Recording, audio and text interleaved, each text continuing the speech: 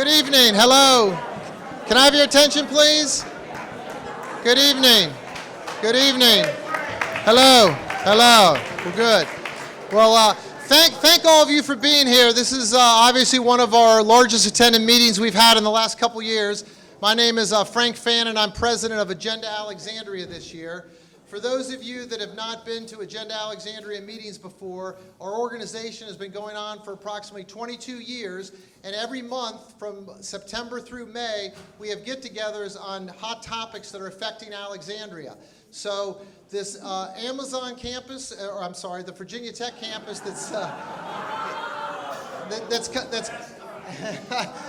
that's coming here is very exciting to many people. And so we have a great panel tonight. We have Bob Wood, who's the former chairman of this organization. He's going to be our moderator tonight. But before we get started, I'd like to ask all of our board members for Agenda Alexandria to please stand and be recognized. All right.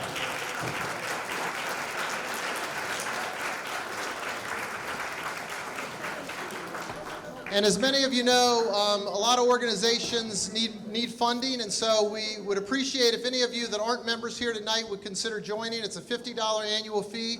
We're a 501c3, and you can see the front desk upstairs if you'd like to join the organization. Last point of business, I want to thank our sponsors, Simpson Development, Sotheby's Real Estate, Honest Air, SunTrust Bank, Gant and Fran Redmond, Janet Barnett from Synergy Home Care, Networking and Engineering Technologies, and State Farm Insurance. So with no further ado, I'd like to call the panel up to the front desk. Come on up, panel.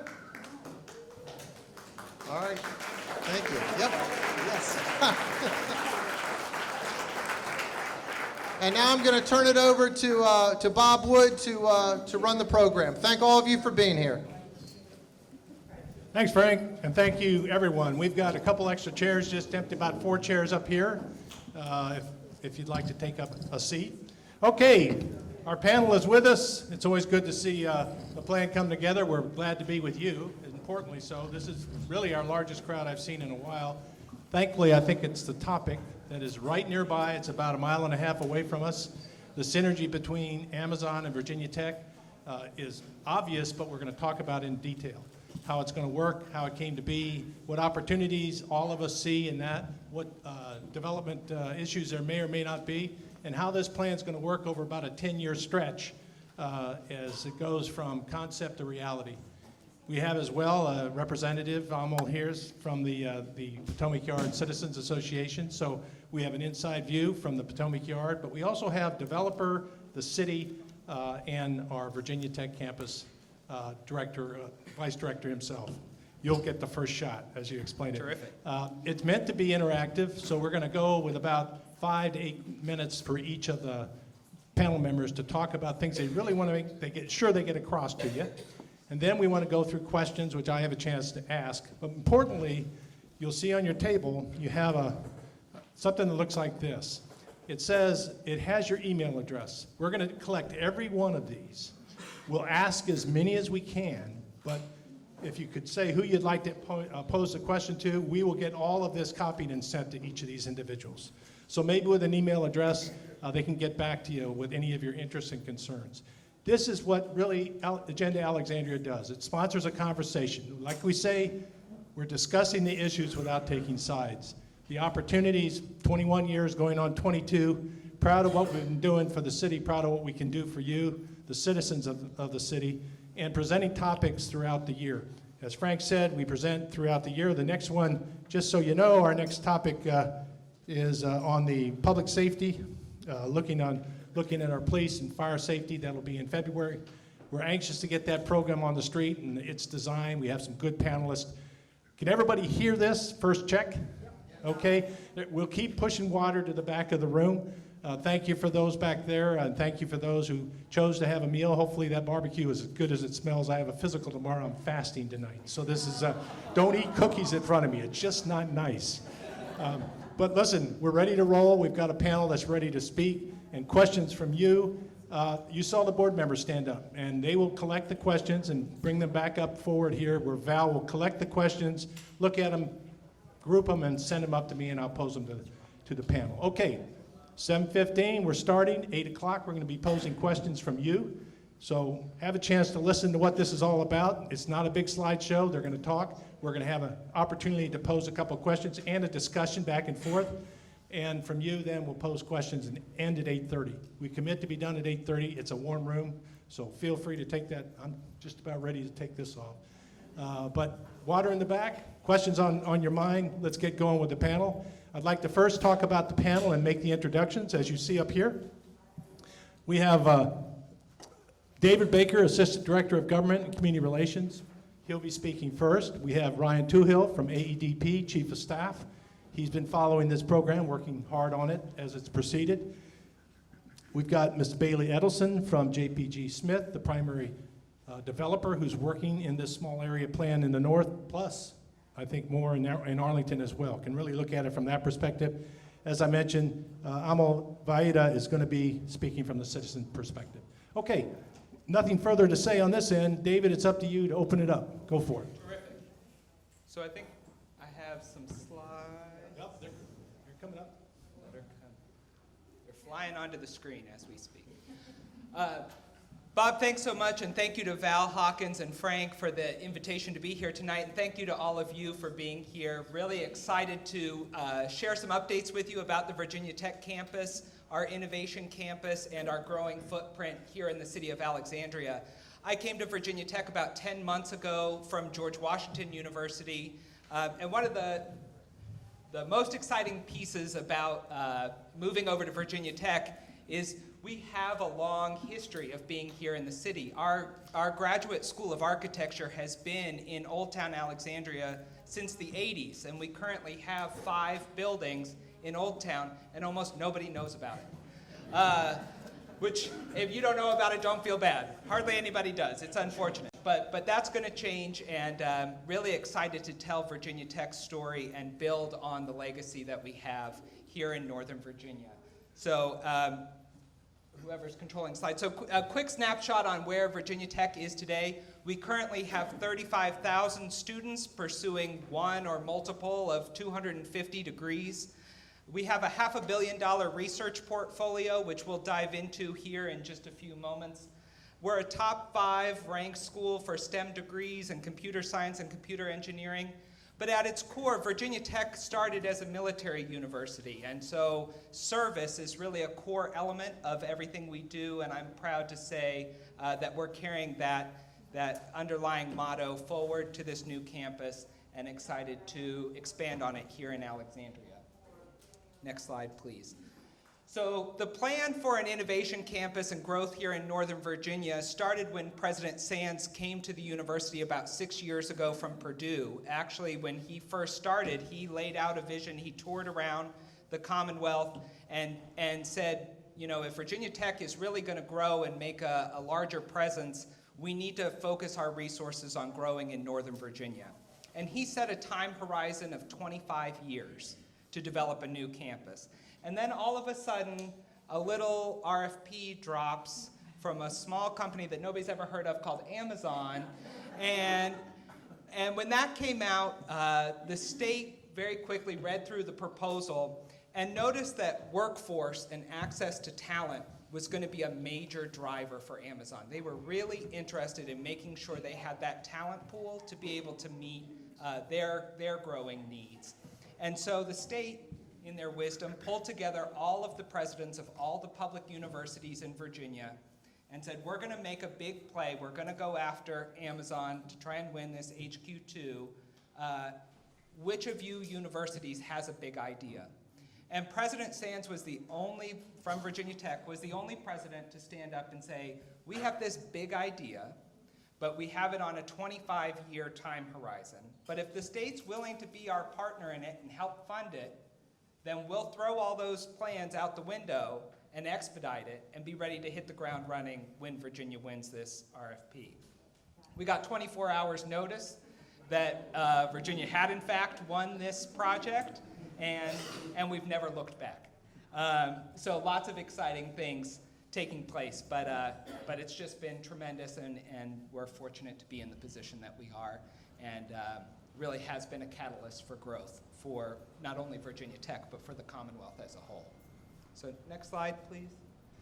So when the state decided that Virginia Tech was going to be its partner, they really asked us to focus our piece of the RFP response on two issues. First, developing that tech talent pipeline. We saw over and over again, as you saw on the previous slide, that technical talent is key and a driver for not only Amazon, but for government and many of the industry players that we interact with on a daily basis. So the Commonwealth was looking to make a really big play on developing technical talent, specifically in computer science and computer engineering. The other piece is building out our research portfolio. So I shared with you just a moment ago that Virginia Tech has a $500 million research portfolio currently, which sounds impressive. But when you look at the rankings, and the National Science Foundation does an annual ranking of university-based research every year, Virginia Tech is the only university in Virginia that appears in the top 50, and we're currently number 47. So we have a long way to go when it comes to university-based research. We have a lot of states are eating our lunch when it comes to this piece of the portfolio, and so that's another major opportunity that we are looking forward to expanding here in Alexandria with the development of the Innovation Campus. So then an important driver in why we're doing this is obviously a lot of research has been done, and as I said, the focus on tech talent is key. You know, one of the key things we keep hearing over and over and over again is 65% of the jobs that will exist when my children, our grandchildren get into the workforce, 65% of those jobs don't currently exist. And so how do you start developing programs and curriculum to address those challenges? How do you design an academic program for a job in an industry that doesn't even exist? And so it starts by having conversations and bringing industry partners to the table, and we're fortunate to have a great partner in AEDP helping to bring some of those corporate partners to the table, and obviously relying on JBG and Bailey to help bring some of those partners to the table, having discussions around what are the key skills that we really need to be developing in our students, not only at the higher ed level, but going all the way down to K through 12. And that's really, particularly when we talk about technical jobs, we need to start getting to students much younger. If we're waiting till they walk in the front door at Virginia Tech, chances are they're not going to be pursuing a computer science or a computer engineering degree. I know I didn't. Next slide. So the Innovation Campus specifically, so what will it be? It will be a graduate campus. It will not be an undergraduate campus. If you have students that are interested, high school students that are interested in going to Virginia Tech, they will have to go to Blacksburg first. But the hope is they'll go to Blacksburg and then come back up here and get a graduate degree. There will be opportunities for students who are undergraduates to come up here and do experiential learning opportunities or summer sessions and those kinds of things, but no undergraduate degrees will be granted from this campus. Our promise to the Commonwealth is that we scale to 750 master's students and 125 PhD candidates annually in computer science and computer engineering, those two fields alone, within a decade. So that's, to give you a sense of magnitude, that's roughly 3 times the number of students that Virginia Tech is producing in those fields currently. So we have an ambitious plan. If we don't meet those deadlines, then Richmond starts clawing our money back. So we're absolutely going to meet those deadlines. No question about it. And like I said, and the hope is, and Bailey's going to get into this, and Ryan's going to talk about it here in just a moment, we have a tremendous opportunity with the location and being here in the city of Alexandria to bring our partners to the table and create a real ecosystem of innovation, and we're very excited to help be a part of it. So with that, and I know Bailey's going to dive deeper into this in just a few moments, but this is the plan for where the campus will be. The buildings are in that purple maroon color right now. You may be familiar with the Regal Cinema that's there currently. Unfortunately, the movie theater's going away, but maybe Bailey has plans to bring another one. Let's not go there.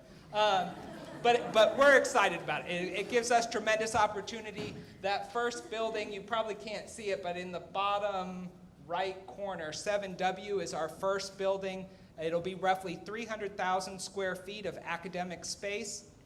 Like I said, to help us scale to that 750, 125 annually within a decade.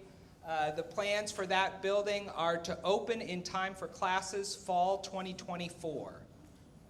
So we are moving as fast as humanly possible to make that happen. And many thanks to Bailey and her team, and Kathy Puskar and her team for making that happen. So with that, I think I've used up my time, so I'm going to turn it over to Ryan to talk a little bit more, but I look forward to hearing your questions. Just as we make that transition, thank you very much, David. 240 communities bid on this headquarters. It came down to 20, I think ultimately 19. This has been a program that's been worked in the city for a while. I mean, it just didn't happen. It happened with the last 5 years worth, as you pointed out, an eye on Virginia Tech, but also an eye on the potential for this whole Amazon Virginia Tech setup. I wanted to make sure I recognize. I saw Allison Silberberg, our mayor, up front, please, and we've got Del Pepper. I know, Ms. Pepper, did you? All right. So, two of those who were pulling hard on all the efforts to make this happen, and you were in the front of the boat. So we're going to let you describe how it did. I'm very interested to see not only in your thoughts and comments about how this came to pass. You can touch the teamwork, too, as we work its way through. So Ryan Touhill from AEDP. Good evening, everyone. Thank you for having us, and thank you, Agenda, for hosting this great conversation tonight. As Bob mentioned, I work for the Alexandria Economic Development Partnership, known as AEDP, and we are the city's economic development office. We're technically a nonprofit 501c6, but we're fully funded by the city, so we work very closely with the city government. And tonight I'm going to share just a little bit about how this project came together, starting with when Amazon released their RFP, and kind of talk a little bit about what the tech campus means to our development in the city, and then kind of overall what it means to Alexandria. So as it was kind of alluded to, this began back in September of 2017 when Amazon dropped a very public RFP for a second headquarters location in North America. And Amazon's decision to do that and make this a public process, which is not normal in economic development, spurred an absolute frenzy within the economic development community and resulted in 238 communities in North America proposing responses to the company. And so in Virginia, the way we worked was that we coordinated by major metro area. And so Hampton Roads had a team, Richmond had a team, and here in Northern Virginia, we had a team. And this set off unprecedented regional collaboration between Arlington, Alexandria, Fairfax, and Loudoun counties. We had never really worked together on a big joint project like this. We were partnered with our state economic development office, VEDP, and they were kind of the lead project managers, and then each jurisdiction contributed staff and people to help out with the effort. At ADP, at the time of when the RFP dropped, we were probably an organization of 6 to 7 people. So we had to reallocate a total of 3 staff members to this project, which paled in comparison to our neighbors. It is also important to note, and as Bob kind of touched on about the teamwork aspect of this, we had tremendous support from our colleagues in the city government. And as a former city employee, I can't be more grateful for the 75 plus people from the city, the schools, even Dash Bus contributed some people to help us that came together on this project and dedicated hundreds of hours to what we were trying to do. So there was 3 major phases, and there's a timeline up here, and we can make all this is all public information, so you can find this online. I think Agenda is going to have the slides too. So you can follow along. But the 3 phases of the project started back in September, and it began when Amazon asked us basically asked communities to put forward their initial pitch. So we did that by putting together written and electronic materials as a region that really showcased all of our strengths, both in a global perspective or a regional perspective, and then as a local neighborhood down to the community perspective. So that went out to Seattle, and we waited for a couple of months, and then Amazon decided that they were going to pare that down to 20 finalist cities, and Northern Virginia was included in that initial cut-down selection. So that all happened, and we were all excited, but then they came back and asked us somewhere in the ballpark of 370 very detailed questions about our community. And that resulted in thousands and thousands of pages of written responses back to the company. And that was great because it required us, again, to work together as a region and as a team. It required folks like myself, who was on the project team, to learn way more about Alexandria than I ever knew, and in our region. But all that came together in a second proposal that went to the company, and they then again went dark, and we had to wait to see if we were going to be in the top contenders. And that started in about the summer of 2018 when we started getting kind of word that we were a finalist city, or region, I should say. And then as the kind of summer went on, we kind of began to understand that Amazon was really focusing more on the Alexandria-Arlington area in that part of both communities from Potomac Yard to Pentagon City. So that kicked off a series of site visits with the company's search committee, additional back and forth responses, questions and answers, and ultimately that resulted in November 2018 with Amazon choosing Northern Virginia and the National Landing Site as one of the finalists for HQ2. Can you go to the next slide, please? No, thank you. So, as we mentioned, unprecedented regional collaboration, and let's talk a little bit about our value proposition that we put forward as a community. Arlington and Alexandria, the joint site known as National Landing, which includes Potomac Yard, Crystal City, and Pentagon City, met all of the key factors that Amazon was looking for. And as David alluded to, the biggest factor was access to tech talent. That's access to workers and future workers who work in those technology, innovation, computer science fields. And we have a very strong base of that here in Northern Virginia. The area also, as most of you probably know, because you live here and you travel through it, has an extensive transportation network. At the time, there were 17 million square feet of office space available within that area. It has access to Reagan National Airport, and it's also surrounded by two really great communities that are vibrant and diverse and unique, and that have plans in place to support mixed-use development that can be at a scale that would accommodate a company as large as an Amazon. So those were all the things that kind of came together with the National Landing Site. But we also had this other thing, and it was Virginia Tech. And so if we can go to the next slide. Virginia Tech was, as David told you, was part of this package, part of our plan or our project the whole time we were going through this bid proposal with Amazon. Economic developers in Northern Virginia and across, frankly, the Commonwealth know that growing our tech talent pipeline is probably the most important thing we need to do to set us up for success for decades to come.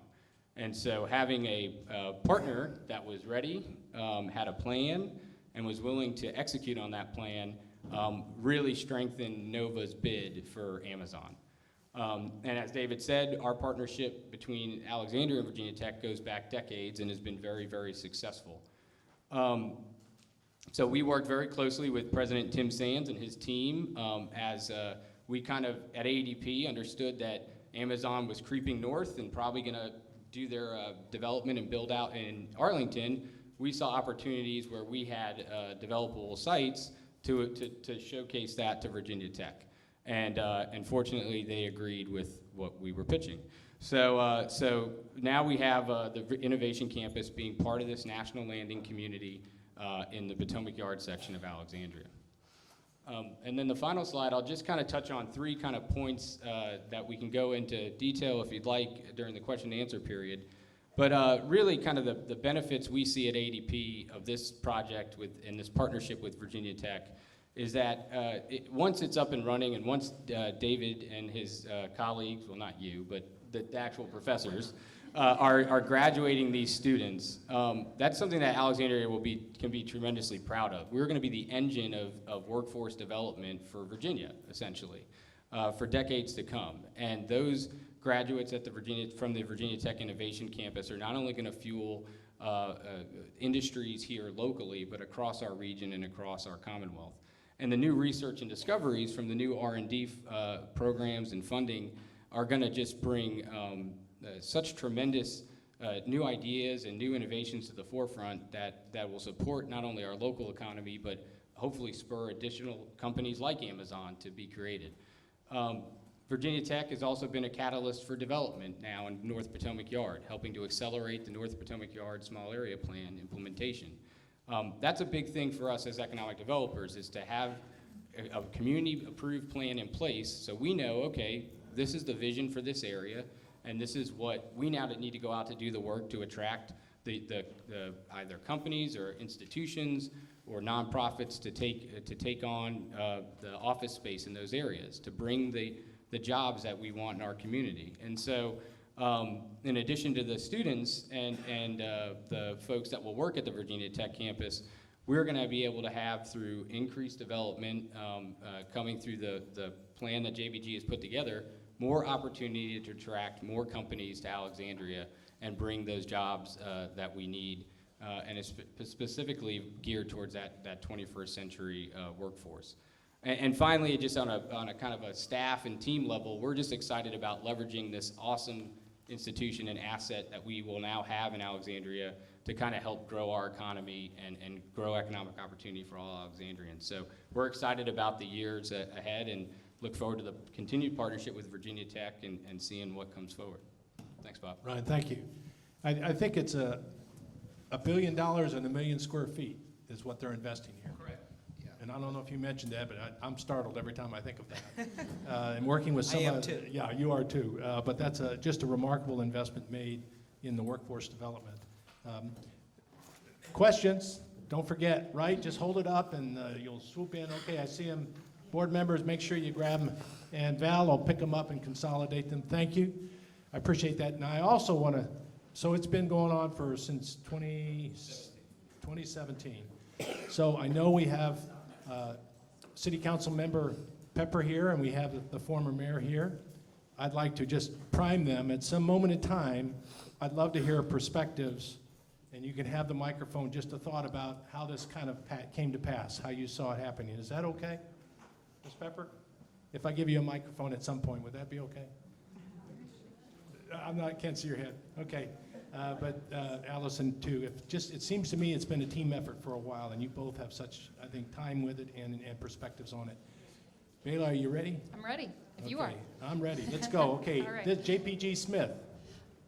Thank you all for having us tonight. We're excited to be here and excited to be a part of such a wonderful, exciting project. I'm Bailey Edelson. I'm the Senior Vice President of Development for JBG Smith. We're an S&P 400 company. We own, operate, invest, and develop in the Washington region. We have been extremely active in Alexandria for a very long time, and have done a number of projects, so we're happy to continue to be able to work in this community and work with you all on this next project. We've been involved at this site since 2012. We're the development manager for the landowner in this particular project. So we have a long history with the project and are excited to bring Virginia Tech to be part of that and to make some adjustments to the planning process that Ryan alluded to, that's been in place for a long time for this site. And we think that Virginia Tech really fits in nicely with the plans that have already been part of the conversation for a long time. We at JBG Smith bring an intense focus on placemaking to everything that we do. We are the developer for Amazon's new headquarters at the other end of National Landing, and we think that this is a really great anchor at the southern end, and will continue to help build out that ecosystem that both David and Ryan alluded to. And so this, it really brings an exciting new attribute to the region and to the city. to dive in a little bit more specifically to the site, to give everyone a little context on what we're talking about and where we're working. As David mentioned, the Regal Cinema site is phase 1 that we have started the approvals process for with the city, starting in first filing was in November. And then the balance of the Potomac Yard Center encompasses the entirety of the project. And then just to touch on a little bit of the details in terms of that first phase, as I mentioned, we have been involved with the site since 2012. We were part of the master plan update that was done in 2017. And then now, obviously, we are updating that to include Virginia Tech. As David mentioned, those 3 maroon buildings will be Virginia Tech's campus. So obviously some changes needed to be made in order to accommodate them. Obviously, we needed to add their 600,000 square feet of academic use to allow them to build out their campus. As part of that, there were a few other changes that we needed to make in order to accommodate that and to reflect the fact that this is going to become an innovation district and an ecosystem, which obviously has a different focus than past master plans have envisioned. But it really, as you'll see, really fits in nicely with a lot of the previous plans, and we haven't actually needed to make very many changes in order to accommodate them. But some of those changes, just so that everybody can understand, we have eliminated the above-grade parking that was previously envisioned as part of Block 7. We have added, or Virginia Tech has added, a pedestrian plaza between Blocks 4 and 7. So we think that brings a great element of green space and civic space to the project. We have been able to maintain the density that was previously envisioned outside of Virginia Tech's campus of 1.3 million square feet, which was hugely important to the city since the tax revenues that generates will help pay for the metro station. And so we shifted the densities to the southern 6 blocks. And as a result, then revised the heights to accommodate those uses, and have reallocated the uses on those southern blocks to provide for almost 500,000 square feet of additional office space, and have revised, some of the retail and residential mixes as a result as well. Again, to provide a really great environment for what's happening around the Virginia Tech campus, and will support all of those partnerships in terms of commercial tenants and companies that want to co-locate with Virginia Tech, and then all of those students and employees that want somewhere to live both near Metro and Virginia Tech. As I said, we are relatively at the beginning of the public process. We do have a couple upcoming public meetings. We would love to see any and all of you there to continue to engage with us as we move forward, just in terms of those dates. Our next public meeting is February 13th. It'll be at the National Industries for the Blind here in Alexandria.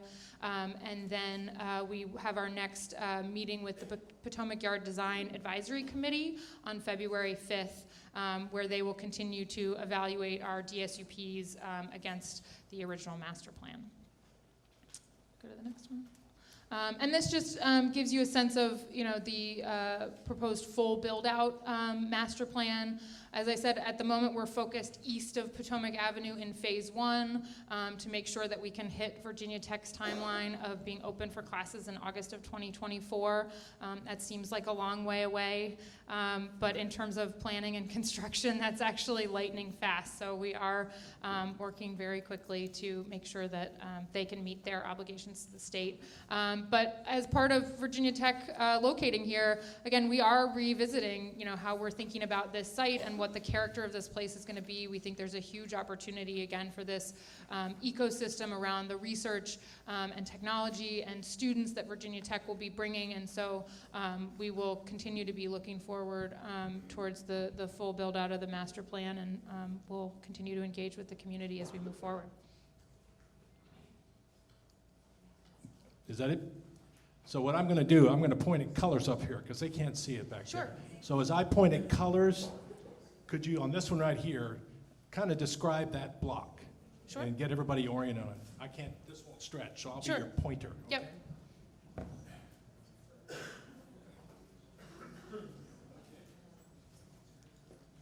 Those 3 purple buildings are Virginia Tech. The blue and those two buildings that Bob is pointing to are commercial office space with ground floor retail and commercial space. Beautiful stripes here. How tall are they? They range, we're meeting the FAA limitations. They range from about 85 feet to about 115 feet on our blocks.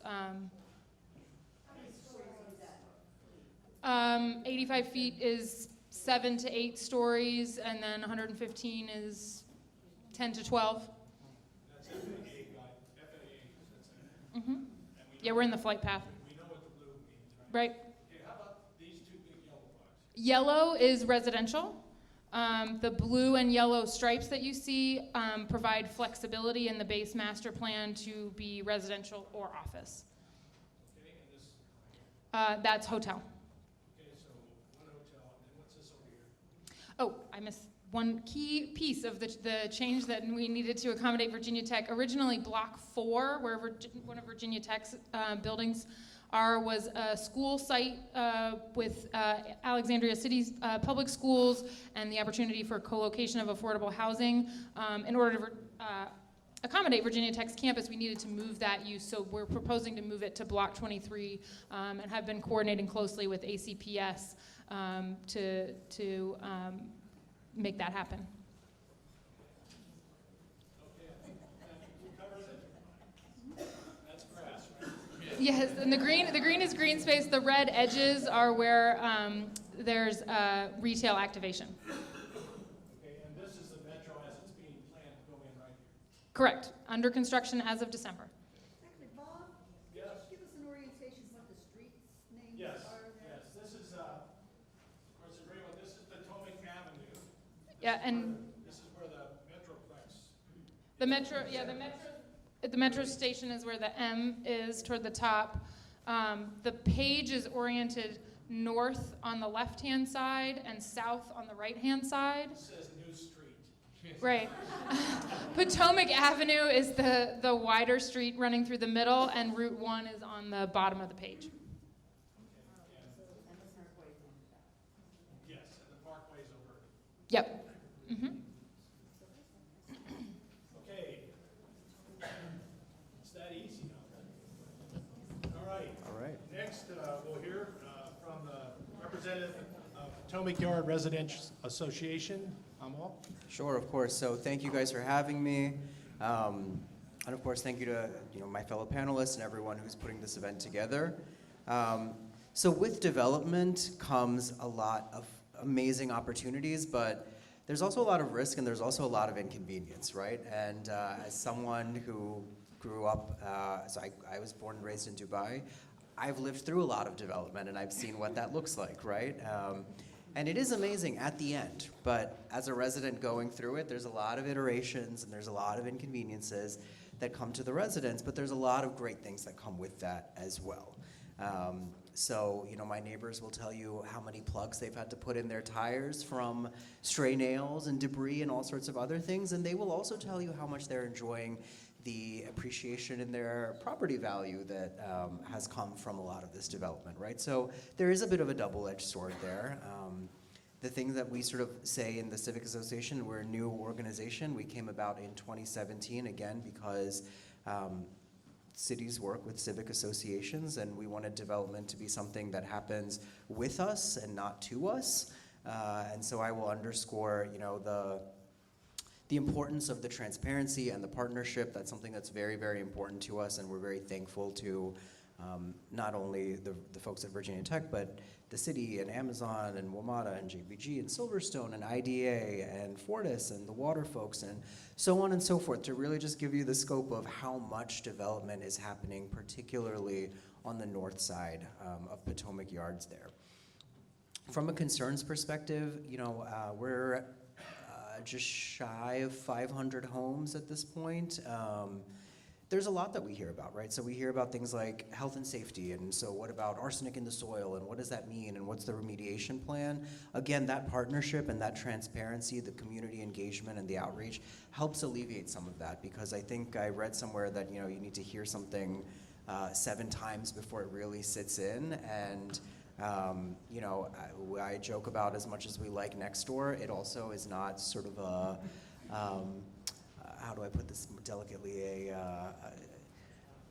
an independently verified source of, accurate information. And so, one thing leads to another, and all of a sudden you hear someone saying, "Oh my God, there's arsenic in the soil," right? What does that mean? What's going to happen there?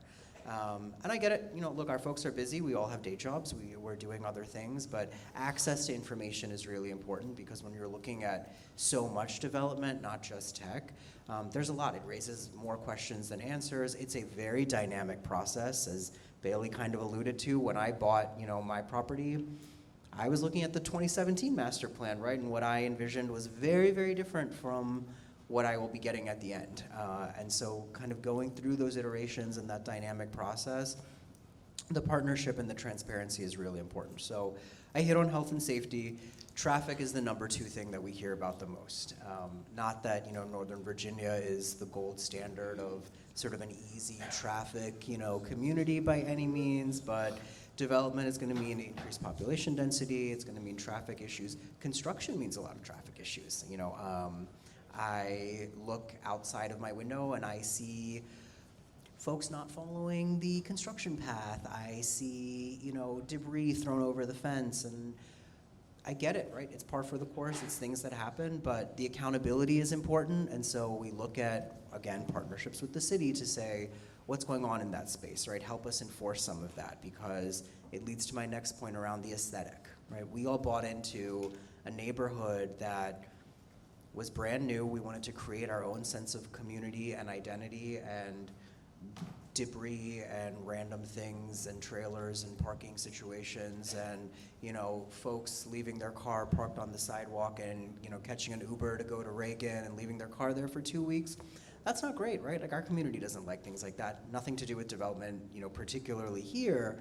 But again, from a citizen's perspective, part of that more holistic approach to what does that mean for us? Who do we need to be partnering with, engaging with? What are the sorts of things that we need to be advocating for? So a recent win for us, there was a traffic calming petition that we put into the city. They came out, did the numbers, did the assessment. Great, we're making some progress in that space now. So, and then, of course, taxation. So the special tax district is gone for us. That's great, that's a win. We're so happy to hear that. But there's a lot of development there, and so what the financing of all of that looks like is important, because, of course, we don't want to necessarily hit our direct bottom lines there. And then, of course, the last thing that I'll hit on quickly, and I wanted to be mindful of time here, is so quality of life. Living through a lot of construction and a lot of development, again, is very exciting, but it is very challenging. And so from a quality of life perspective, we hear, again, everything from, so what does the soil cleanup and remediation look like, to we don't want to hear pile driving at 5 a.m. on a Saturday. That's not great, that's not fun. We get that. I mean, certainly at some point there's going to need to be some driving that happens, but that's where I do think the transparency and the engagement is important. What we try to avoid, and what is really critical for us on the Civic Association side, is I say no surprises. I would rather hear bad news up front and be unhappy about it than wake up Saturday morning to cranes and construction and pile driving, right? That's not a pleasant experience. I may not always get what I want. Our citizens, 500 people are not all going to agree.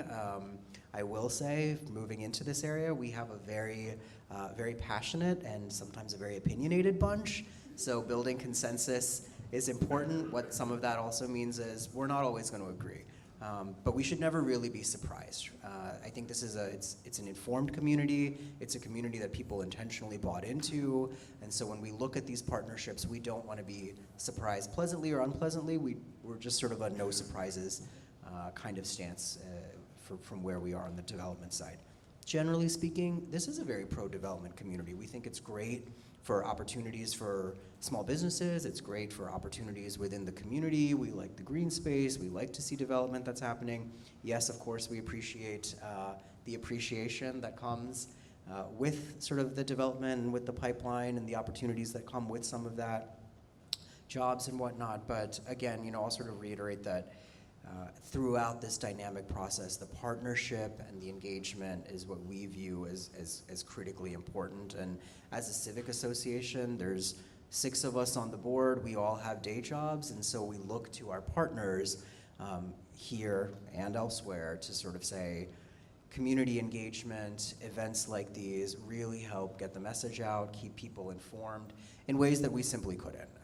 So we think and encourage more of that because it is really important for the community to be informed and aware and to have a seat at the table early on, as opposed to, all right, here's what's going to be happening, and if you have any objections, let us know. We don't want to be the type of civic association, and I won't name any names, but in speaking to some of my colleagues who are in this area and work with their civic associations, I came across someone that said, I said, so what do you do in your community? I said, oh, nothing. We collect dues in case we ever needed to sue the city one day. And I said, oh. I said, all right, well, is that something that we should be doing? Like, I don't know, right? And so then we. No. Okay, the quote's coming out of here. So we sat back down and we said, well, we want to create a sense of community, and we're so lucky that there's a really unique opportunity where it's all new development, and so we kind of get to define the type of community that we are. But a big part of that is, of course, the engagement and the partnership, and I keep hitting on that because otherwise it creates unpleasant situations. I'm sure you guys followed a lot of the metro development, right? People are very passionate about that. What's going on in that space? Were we transparent enough or not? As a civic association, there's a limited amount of what we can do, but definitely bringing people to sources of information and access to information is a big part of what we do. So. Well, I think we heard no surprises, engagement, outreach, and you can take that. I'm going to ask you just, if you could, to touch that, how you intend to keep the community apprised. And I'm going to ask you, Amol, what you consider success? What does success look like as they're going to explain how they're going to continue to engage with you, that the community feels that they're really getting what they wanted in that area? So let's start with Virginia Tech. How are you going to maintain communications here? Sure. So I think it's critically important for Virginia Tech, and it's obviously a priority for the university. I was the first hire made by Virginia Tech once this Amazon HQ2 and Virginia Tech campus was announced. So the university prioritized having a community liaison, somebody to interact, somebody based here in the community that's here day in, day out, interacting with the city and with the community. I serve on a number of boards and commissions now here in the city, which I'm really excited about. I have a great working relationship with ACPS and meet with them on a regular basis. So I lead our K through 12 outreach initiatives here in Northern Virginia as well as part of my portfolio for the time being. We've launched, this past summer, hopefully some of you had a chance to come out to Future House, which was set up in Potomac Yard. It was our award-winning solar decathlon house. It won the global competition for net zero housing. It was set up in Potomac Yard. We hosted a neighborhood block party for neighbors to come out and share in that. I've also launched, thanks to a great partnership with Port City Brewery and Alexandria Public Libraries, a new event series called Tech on Tap. We meet every other month. It's a TED Talk style event where I bring researchers from Blacksburg and Virginia Tech out into the community to talk about the cutting edge research that they're doing and start to spread the word about the kinds of research that's going to be taking place here in Northern Virginia. So, do you mind if your email address is published? Sure, no, that's if you've got a pencil, your email address is? It's David. Oh, hold on. He was a first hire. He's a first hire here. No, I want to make sure I get it right. Yeah, David, A is in Apple, B is in Baker, number 7 at vt.edu. Okay. I almost gave you That was a quiz there, okay? And I failed. All right, Ryan, give it a shot here. How are you going to maintain communication here on this particular plan? Well, the thing to know about economic development is that once we land the big deal, we move on to the next deal. So, so we're going to be looking really to try to fill the new office space and other office space throughout the city with the next company that's looking to locate in a great region. So I won't speak on behalf of the city of Alexandria because I know they have a process, but I will say that this plan is going through the normal development plan process that every other plan goes through. So I think Bailey's probably way more versed in that process and how that works. But from ADP's perspective, we have actually, following this announcement and this project, we're granted new money from the city to actually expand our business development team. And so we'll be out trying to bring more companies to Alexandria. But I'll let Bailey talk maybe a little bit more And about your that. email address? It's Touhill, Touhill, at alexecon.org. Okay. Bailey, thank you. Yeah, as Ryan said, we're participating in the city's process, so there's a whole series of public meetings and engagement that are prescribed by that. But in addition to that, as I mentioned, we're doing a series of public meetings that we are scheduling sort of prior to certain milestones to make sure that anybody who's interested can show up and ask questions and give us feedback. And Where? We're at the National Industries for the Blind in Alexandria.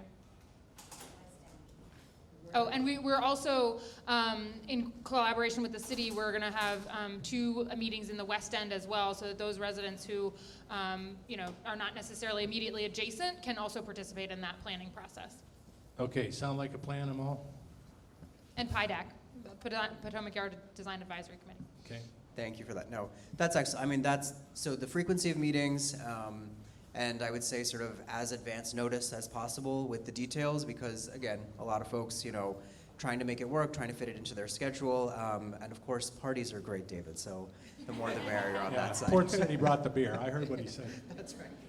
Bailey, just looking at an experience we've had along the waterfront, the workforce that's there to build this, they've got to park somewhere, you've got to move that dirt somehow. It's all through a community or along a route that we know Route 1 has its own. Would you describe a little bit about how that normally would proceed, or how you see that proceeding in terms of excavation, worker, parking, all that kind of thing? So that's something that we spend a lot of time working with our contractors and the subcontractors who are going to be constructing the project, and that's something that as we move into knowing exactly when construction is going to start and on which buildings, we will have a very specific plan about exactly where construction workers can and cannot park, and where, what the limits of disturbance are, how trucks are entering and exiting the site. And again, we go through a very extensive process with our contractors, and those plans get added to our contractors so that we can hold them accountable as well. Okay, and the city has inspection, and they have... Right, and we obviously have to comply with all of the city codes and inspectors and everything else. And Bob, if I can just Sure. jump in very quickly. So, and on that front, I think, so the accountability piece is important, and that's where we want to hear from the community as well. So we already see, and I get it, there's folks who park in the neighborhood, right, who probably shouldn't be. And we hear from, residents who say, look, I know that this person doesn't live in the neighborhood, they park in the neighborhood, they're going to the site, they're doing what they need to be doing. We've been working with the city sort of to say, all right, we're trying to capture instances of that. We're trying to make sure that it's documented. We want those folks to be held accountable. And what I will say is the city has been very good about sort of reaching back out to us to say, okay, we're going to speak to someone, or here's what we're going to do about that. And it's early days, but again, I mean, we're sort Mal, of let me factoring in. appreciate that thought. Ms. Pepper, did you have a thought on what success looked like? Come on up and share a microphone. Or speak about, if you will, this program and how you see Well, it. I'm really tickled to hear what it was like from your side, putting all this together. From our side, we had the city manager. But it won't stretch too much, so. I guess not. From our side, we had the city manager and our staff, and maybe Allison would like to add to that, to ask us if we would be interested in this project. Can you imagine that? It was like a unanimous, or just about that, you bet. We know a good thing when we see it. And I want you to know that we know that Virginia Tech has a presence in Alexandria because they have worked with our city before. And we have really, we knew the kind of work that they did, and we knew that this was really going to be a plus. Virginia Tech has a lot of cachet, as well as Alexandria does, and so we knew that this was a very good match for sure. And yes, I went to Arlington, and I have seen your models, and I don't know if you're still showing them, but it's very interesting. And they walked the distance to see how long it would take to get to the metro, is that it? And we know that Amazon was very interested in either site. And at first we thought, oh gosh, they're not coming here. And then we realized we didn't have to pay them $25 million to come. We thought that was pretty smart on our part. And what we got was this wonderful graduate school, as you have pointed out.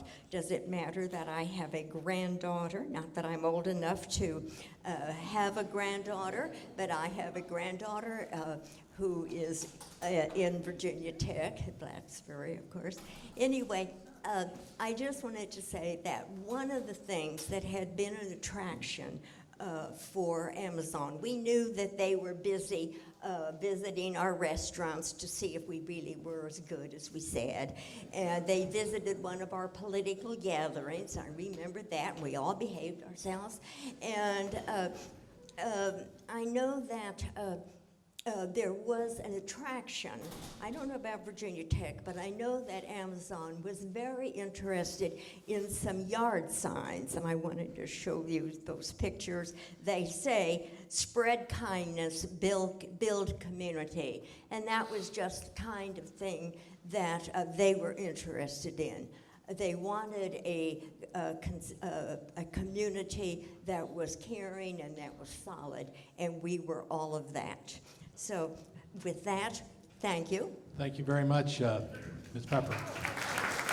Oh, These yard signs that were just everywhere What? were mainly in Del Rey, and there were two, I had to say that after all, there are so many Del Rey people here.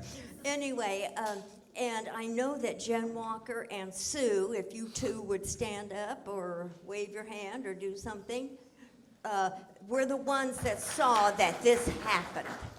thank you very much. Mayor. It's all right. Thank you. So good evening. I'm Allison Silverberg. I'm the former mayor of Alexandria, and thank you to Agenda Alexandria and all the panelists. I think they explained it really well, but as far as Virginia Tech, we are absolutely thrilled.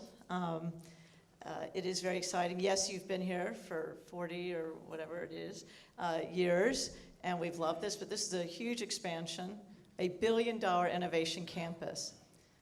We already have the Patent and Trademark Office, the PTO building. We already have the National Science Foundation, and this is really the third leg, if you think about it. Innovation is the future. The future is here. And they were talking about the jobs of the future. These are also, we knew from Governor McAuliffe before Governor Northam that we needed more tech talent. Governor McAuliffe spoke about it. Governor Northam had spoken about it. So this was a perfect opportunity to meld these needs. And as far as what it will bring together, is think about it. Top flight faculty, graduate students who are full of energy. But it'll also bring together venture capitalists, entrepreneurs, research, science, technology, all in one space. This is going to be very exciting, and it's a tremendous opportunity for investment and all kinds of creative thinking, an expansion of what I would call the creative class. You've seen people write about this. This is exactly what they're talking about.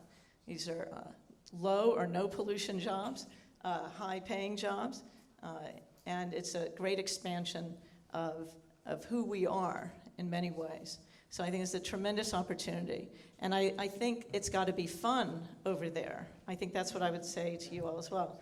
So thank you all again. And as far as the Civic Association, the Potomac Yard Civic the official name, the Potomac Yard Resident Association. I think it's amazing how you have grown so quickly, and the city, of course, will want to be, I assume, committed to listening and being transparent and being accountable and reaching out to them and saying, I don't believe you're supposed to be pile driving at 5 a.m. So we need to have that conversation. And I think that the Civic Association is the perfect venue for making that outreach.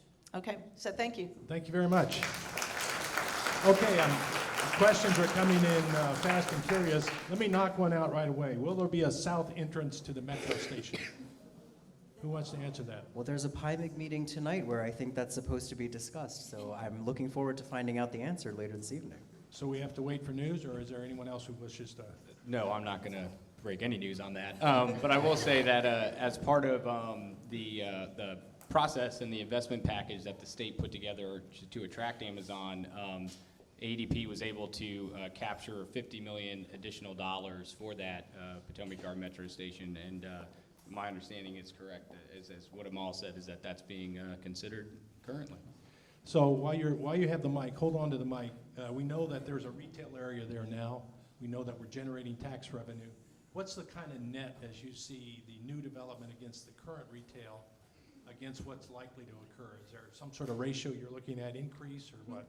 Yeah, so I don't have a specific figures right now. We're actually working on an analysis of that will produce and be public later this year, later this spring, I should say. But generally speaking, Bob, when we talk about commercial development in the city, and when we think of that as office, retail, or hotel, for every dollar of revenue that is generated from that use, 88 cents to 93 cents of that dollar goes back to the city's general fund to fund things like schools, public safety, and roads, and so on. So these are really great uses to have put in place, because then they actually generate more tax dollars than they require in services to be. So we see that as a very big positive, as we've seen the site plan come out from JBG Smith, which, as Bailey mentioned, kept the amount of density and square footage that was initially planned for, and we're also excited about the adding of the 500,000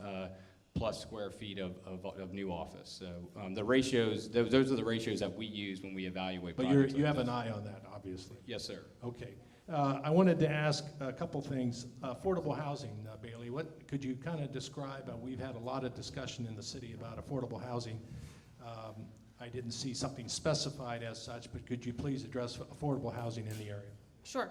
Well, obviously, we are well aware of the city's affordable housing policies, so we'll be complying with those. I think some of the exciting opportunities for this site, as I mentioned, the Block 23 site where we've located the school, there's a great opportunity for co-location of affordable housing so that we can bring online units at the same time that we're making those contributions to the city. And I think in terms of affordability across the board, it's something that we're very focused on throughout National Landing.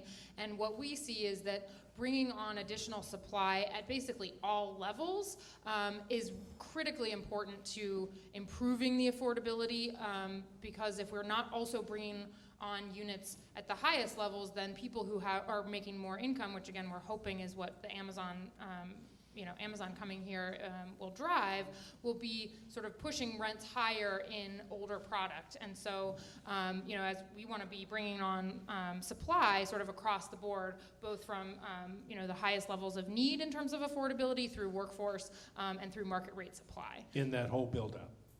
Right. In that build-out. Will there be student housing? I'm sorry, let me let Bailey?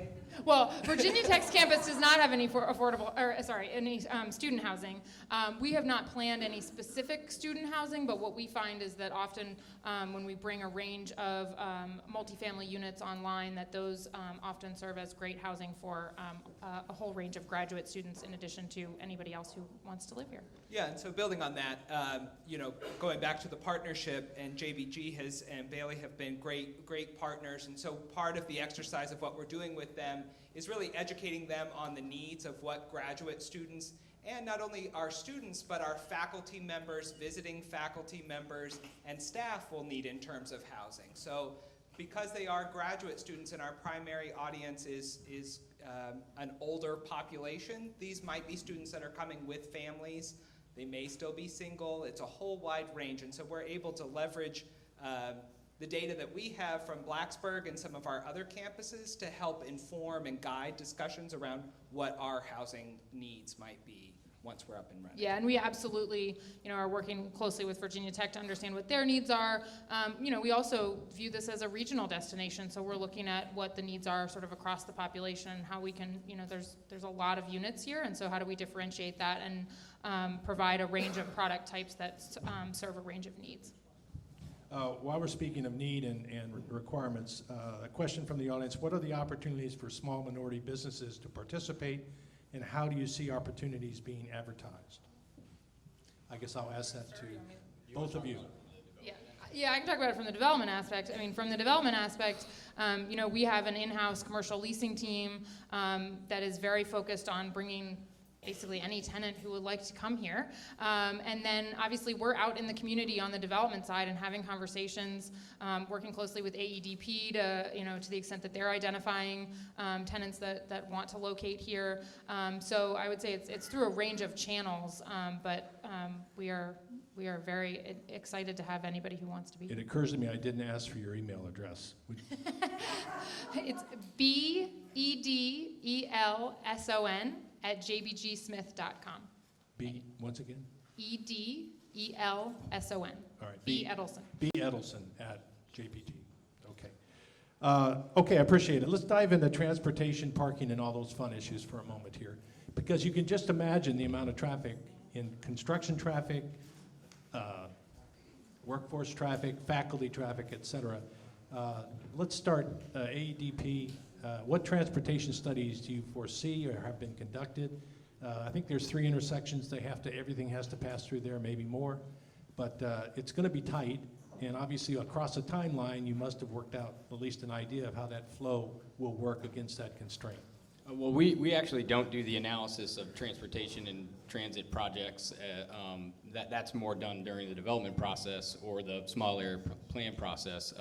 But what we were able to do, Bob, during the bid is work with our state partners and our regional partners to secure hundreds of millions of dollars in investment from Virginia and local, pairing that with local investment to make transportation improvements. I'm not a transportation planner, so I will tell you what I've read, which is publicly accessible. Those are things like additional funding for our Potomac Yard Metro Station, which helps to take cars off the road by increasing capacity at our metro stations. There's money to support projects related to the Metro Way and expanding dedicated bus lanes. And there's other things, money for intersection improvements. That's all available on our website, on the hqnova.com website, where you can read about what those investments are. So those are the things that economic development brought to the table to help, because we knew that things like housing, transportation, traffic were going to be potential challenges when you add development. So we wanted to make sure that we got as much resource from the state as possible to help offset some of those concerns. But as it relates to the actual development, I'd have to let Bailey probably talk about that. Right, and it's not only throughput, but capacity. I mean, there's one new road, as I see up here, and not too many more intersections and a lot more traffic. So I presume you're looking at capacity of what we've got as a road network as well. Yeah, so I would say as I mentioned, we're very early in the process. We are in the process of updating all the traffic studies that were done as part of the 2017 master plan. So we have a baseline of a traffic study, saying that the 1.3 million square feet previously planned, works and any mitigation that's required for that. We're in the process of, again, adding the 600,000 square feet that Virginia Tech is bringing, and as I said, we reallocated the uses in that 1.3 million square feet. So the traffic engineers are working to update the analyses and demonstrate how that all will work, and I'll say, please join us at our future public meetings as we have that data. We'll be sharing it and getting feedback. Amol, how's that make you feel? I mean, I will tell you, so it remains a concern in the community, and I think the primary folks that we are engaging with is the city on what does that look like. As many of you know, there's talk of making a parking district in sort of North Potomac Yard or all of Potomac Yards, and it's something that generally the community is very supportive of. So traffic and parking is a particular area of concern already, and with increased development, I think there's going to be increased challenges in that Yeah, space. I know as just an Old Town resident, the parking is, worth early attention and continuous review, and that's one of those no surprises. We want lessons learned from our neighbors in Old Town. We're not saving money to sue the city. That's not what we're doing. I do want to ask the question, how many people are, and I'll ask this to David, how many people are going to reside or work at full build-out? What do you think in terms of the number of people? And on parking, how many parking spaces will be provided? I'm not sure if there's an academic standard in the city for parking distribution. There may be, but I'll let you. Yeah, I think there are standards for parking, and Bailey can talk to those. One of the exciting things that we explored early on is we didn't want to be spending state resources, spending your tax dollars, building a parking garage. And so working with JBG, we were able to come up with some innovative planning, and we're able to move that parking underground. And so that's going to be a great opportunity. Also, as I mentioned, because it is a phased building Where's process. that going to be? Where's the It will be underground? under our building. Could we So, for students and faculty and potentially public. But for our purposes, for the Virginia Tech campus, that building, that 300,000 square foot building will come online first and have 2 layers of underground parking, which freed up the ability to give us a third building for academic and research purposes. So it's a great opportunity for us. Again, because it is a phased build-out process, those two other buildings will remain surface parking lot for a while. So we'll be able to adjust parking if we get to a point, as our Virginia Tech Transportation Institute likes to talk about, we get to a point where we have autonomous cars and nobody's driving anymore, driving and parking anymore. Hope is not a strategy, okay? So Thank you, Bob. But we'll be able to adjust that parking ratio as other buildings come online and as we scale. I'll ask this to Bailey. Thank you for that. On density, I think someone just mentioned, I know on the small area plan, there's an approval for 1.3 million square feet. And I think someone just pointed out, Bailey, perhaps we're going to add 600,000 more square feet onto that small area plan. Does that math make sense to you? So, yes, and I'll just describe it a little bit further. So the 6 blocks that are to the southern end, the yellow and blue that you see up there, those comprise the 1.3 million square feet that was originally in the 2017 master plan envisioned for the entirety of that eastern portion. Do you want to see the next one where they expanded? It shows some more, the diagram, or that'll work. Okay. No, I think that's okay. And so then what we've done is said, okay, Virginia Tech's going to be bringing this academic use. We want to be able to preserve, as Ryan outlined, the tax generation and the economic development that will come from that original 1.3 million square feet, and put those in the 6 blocks, but still accommodate 600,000 square feet for academic use. So that's the add of 600,000 feet is Virginia Tech's campus. Okay, appreciate it. This is a kind of a cri de coeur here. When will we start to, when we're losing stores like Safeway, is there a replacement plan? It's an interesting question in which the community has gotten there and depends on a variety of services that are in the community. And so all stores can't close all groceries can't close at the same time. Are we watching that? Maybe both of you, Ryan and perhaps Bailey as well. I mean, I can speak from the specific site. We agree. We have a very successful shopping center that's operating, and tenants who've been operating there for a long time that we work very closely with. There are times when tenants close and we don't have any control over that, so we work to accommodate that as we can. But we agree. I mean, I think that this site is going to develop over time, and so we will have a strategy working in coordination with these tenants to make sure that there's a phasing plan that works for keeping many of them operational for as long as we can, and there's a number of them that are interested in coming back in the redevelopment, so finding opportunities to move tenants to new buildings. We think again, this center has a great list of tenants and provides a great range of services to the community. So to the extent they can be accommodated in the new development and want to be part of it, that's something that we're very excited by. Retail's going through, at a macro level, a lot of change. And so to have something this successful, we think there's a lot of opportunities to work with those tenants over time to be part of the redevelopment. So I would offer that, posting on one website, these meetings are coming and planned. There may be a kind of a little richer dialogue in terms of the traffic or transportation, retail, construction, et cetera. There's a number of areas that may take kind of more of a spotlight.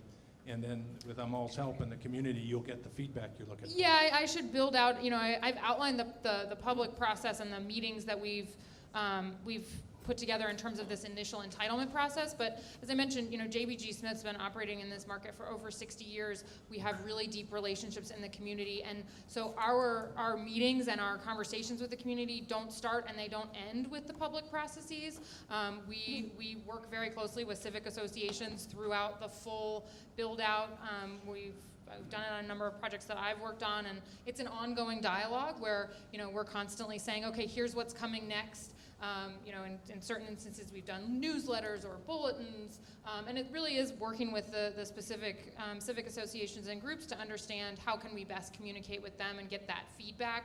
So while some pieces of it will be addressed through the entitlement process, there's a lot of it that's going to be a much longer relationship, much deeper relationship that will take on different forms depending on the Potomac topic. Yards Gazette, okay. Maybe. So, two quick questions, though, important though. Given the amount of intellectual heft that's going in there at Virginia Tech, how do you see STEM spin off for, let's say, city schools? How is that part of your thinking? Sure, so it's key. I think I mentioned it in my remarks. In order to build that tech talent pipeline that we've all mentioned, it starts much earlier than higher ed. It has to start in elementary schools, and we have a terrific partner in ACPS. They've been a wonderful system to work with.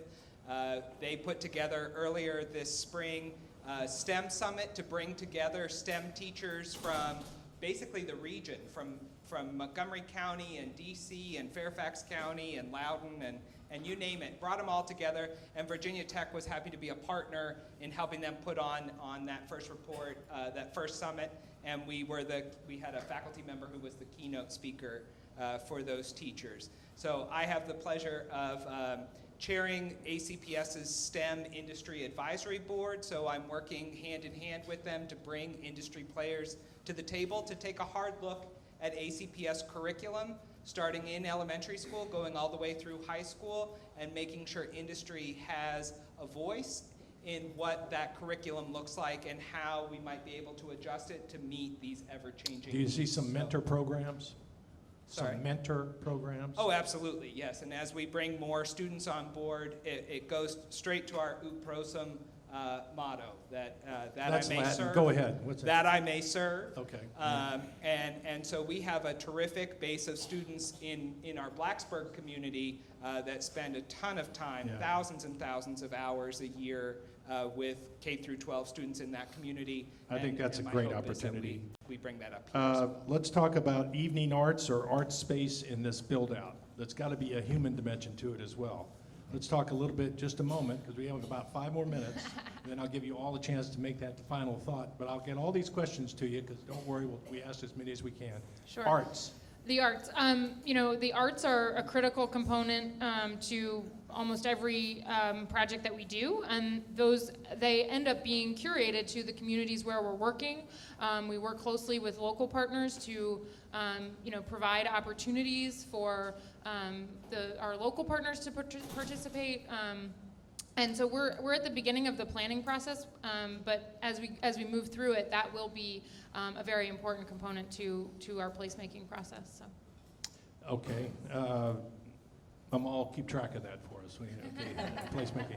Please do. Will the buildings incorporate bird-safe features to protect against window strikes in conformance with LEED? The short answer is yes.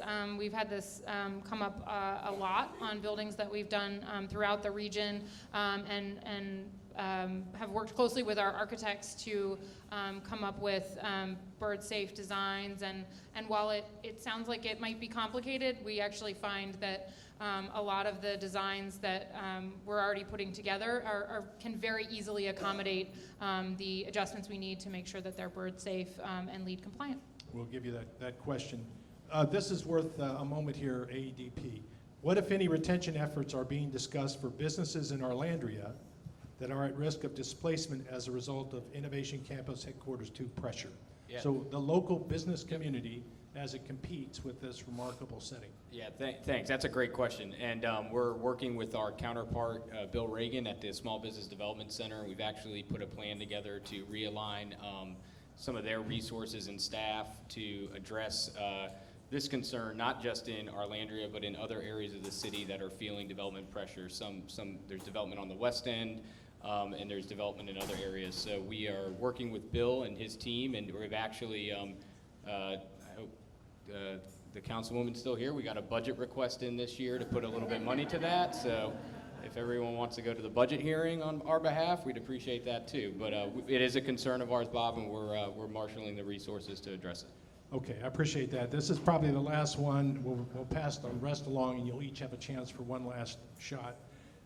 With the rise of scooters, e-bikes, hoverboards, and whatever else might arise next, are you considering developing sidewalks, paths, and streets that do a better job of accommodating these emerging forms of transportation?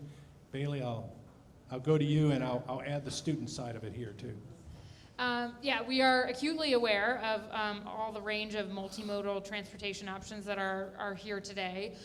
We spend probably more time than you could even imagine thinking about streetscapes and how do we right-size them for both the features of the street and what it's intended to accomplish. You know, there are some streets that are intended for service, some streets that are activated by retail, some streets that handle higher traffic volumes, and so the street dimensions of each of those take on very different characters depending on what we're trying to accomplish. And so I would say in all of the streets in Potomac Yards, we will be thinking about how to accommodate all range of multimodal options, again in furtherance of trying to get more people out of their cars and make it easier to get around and access all the wonderful features of the community. Connecting to the 500 residents who are down in the south. Absolutely, absolutely. Okay. We want them to be able to get to us as well. Yeah.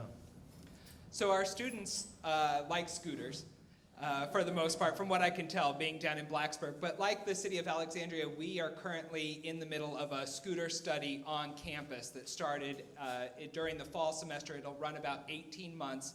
We have a fleet of scooters on campus in Blacksburg that are all geotagged. And a number Are they orange? Are they orange? hopefully, Okay. hopefully orange and maroon, of course, all things, with a big turkey in the middle of it. Hokey bird. No, but anyway, but we're able to, we're gathering data right now on how those scooters are being used and where they're being used. During class transition times, those scooters are non-operational on the main thoroughfare so that students aren't being run over by scooters. And so we're learning a lot of best practices and leveraging research that's taking place in a number of departments and schools. So we have everything from our helmet lab, studying how collisions, when they do happen, are students wearing helmets and what kind of injuries are they having, down to the Transportation Institute, like I talked about, is kind of overseeing it and understanding where those scooters are going and the limitations. So it's nice to have a university that can do some research on problems. Yeah. Yeah. And Well, hopefully- I was going to add and say, one of the things we are really excited about being partnered with Virginia Tech is that, with the Transportation Institute and the researchers that they can bring, we think that there's real opportunities for this to be sort of a test bed for new technologies, new innovations, especially around transportation, just given Virginia Tech's historic pioneering and leadership in that area. Great. Okay, Ryan, last thoughts, and I'll peg my way through this. On scooters or just generally? Generally, Well, speaking from AEDP's perspective. Yeah, we, hopefully it came across tonight that we're very excited about this project. It was a real honor for our team to work on something of this scale and magnitude, not just as ADP, but across, like as I mentioned, our whole city.